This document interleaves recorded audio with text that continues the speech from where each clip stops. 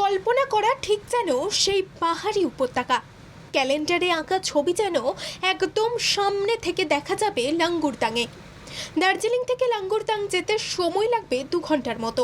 সিকিমের জনপ্রিয় hill station পেলিংয়ের একেবারে কাছেই রয়েছে লাঙ্গুরতাং। মাত্র আধ ঘন্টার মধ্যে পেলিং থেকে পৌঁছানো যায় এই পাহাড়ি উপত্যকায়। একেবারে ছবির মতো সুন্দর।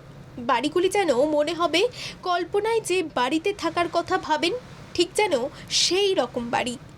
একেবারে সাজানো গোছানো গ্রাম। দূরের দিকে তাকালে সবুজে ঢাকা পাহাড়, কোথাও আবার পাহাড়ি ঝর্ণা।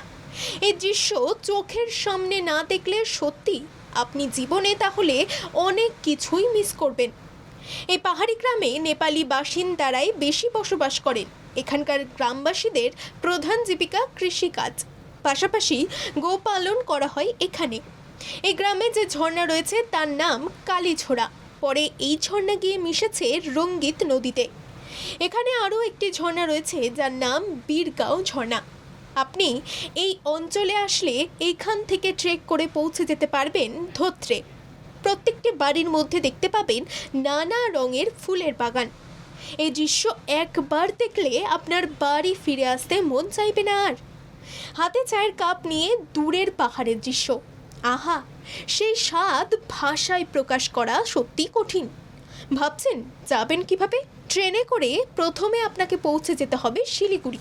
সেখান থেকে শেয়ারে গাড়ি ভাড়া করে পৌঁছে যান এই সুন্দর লাঙ্গুরতাংয়ে। থাকার জন্য এখানে কয়েকটি হোমস্টে রয়েছে, তাই 2 থেকে 3 দিনের জন্য যেতেই পারেন এই পাহাড়ি গন্তব্যে।